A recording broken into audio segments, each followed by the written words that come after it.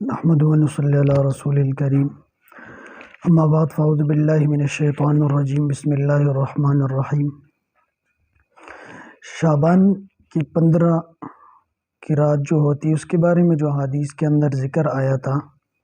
اور جن حدیث سے اس کا ثبوت تھا، تو انہی حدیث کے اندر جو ہے کچھ ایسے افراد کا ذکر ہے جن کی بخشش جو ہے وہ اس مبارک رات کے اندر بھی نہیں ہوتی۔ ان میں سے سب سے پہلا شخص جو ہے وہ کسی سے بغض اور کینہ رکھنے والا شخص۔ بغض اور کینے کا کیا مطلب ہے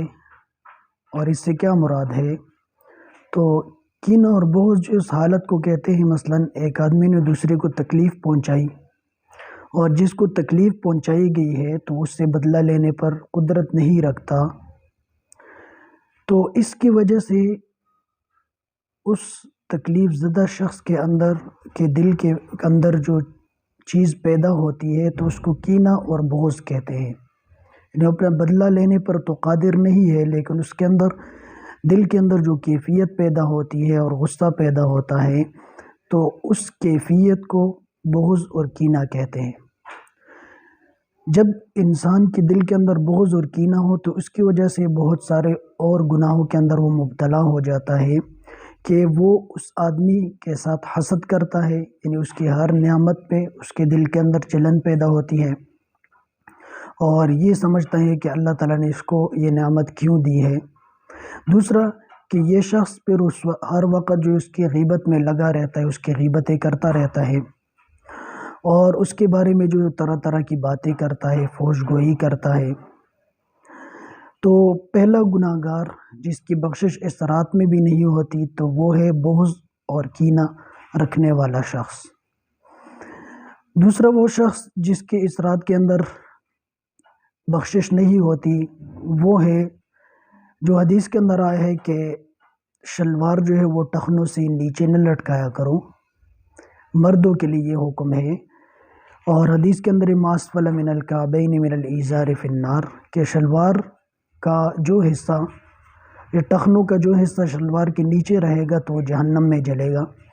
تو یہ چاہے تکبر کی وجہ سے ہو یا بغیر تکبر کے ہو، بہرحال یہ گناہ کبیرہ میں سے ہے اور اس شخص کی جو ہے اس رات کے اندر بھی بخشش نہیں ہوتی۔ تیسرا شخص جس کی اس رات میں بھی بخشش نہیں ہوتی وہ ہے شرابی آدمی جو شراب پیتا ہے۔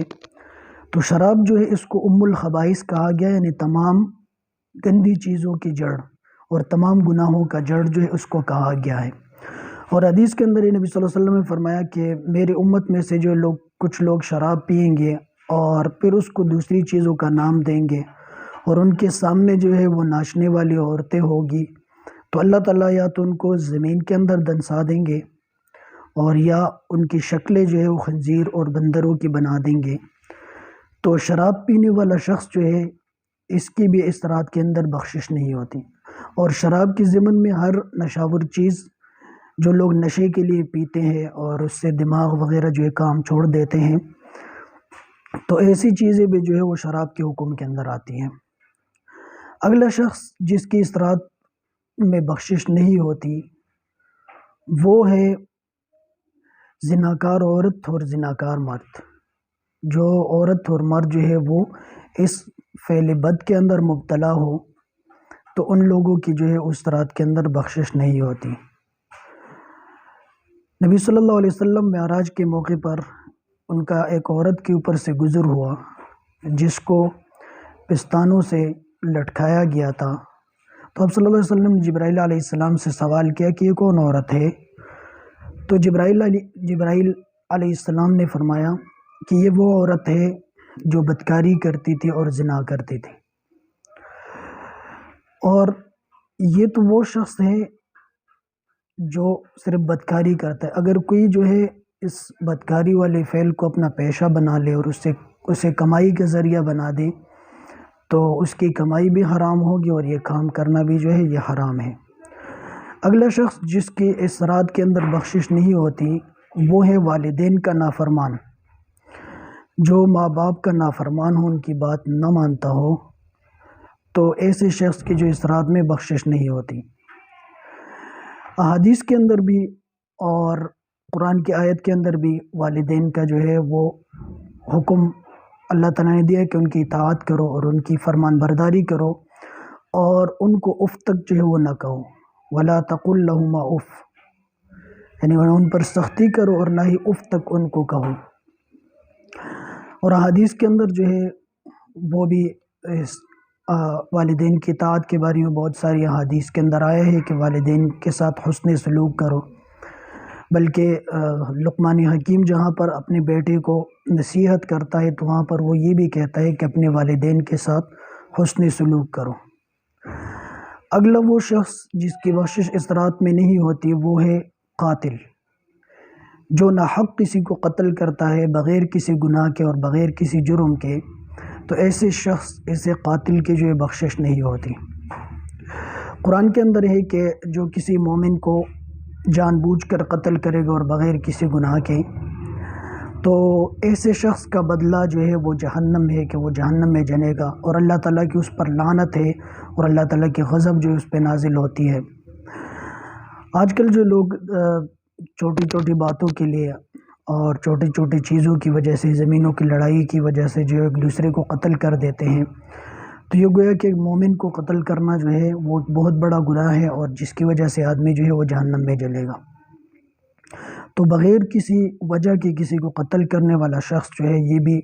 اس رات میں اس کی بخشش نہیں ہوتی۔ اگلا شخص جس کی بخشش اس رات میں نہیں ہوتی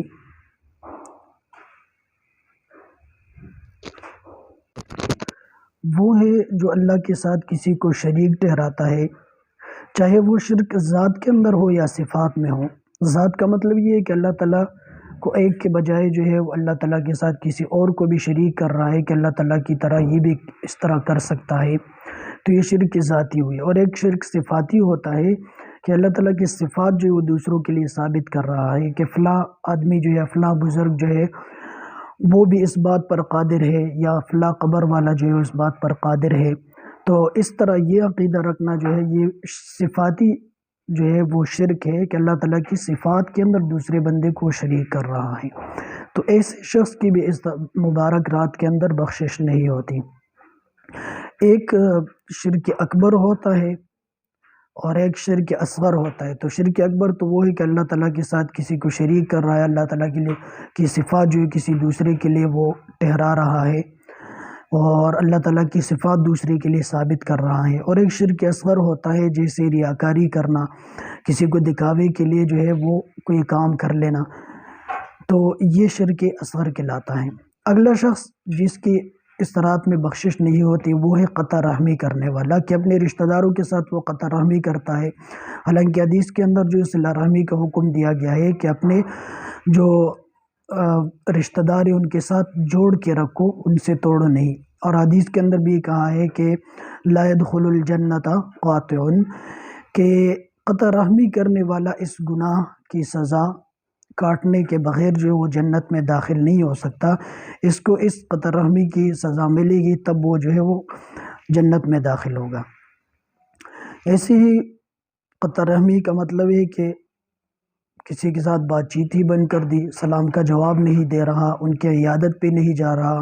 ان کے جنازوں کے اندر جو وہ شریک نہیں ہو رہا، تو یہ ساری قطع رحمی کی باتیں ہیں۔ تو جو شخص اس طرح کرتا ہے تو اس مبارک رات کے اندر اس کی بھی بخشش نہیں ہوتی۔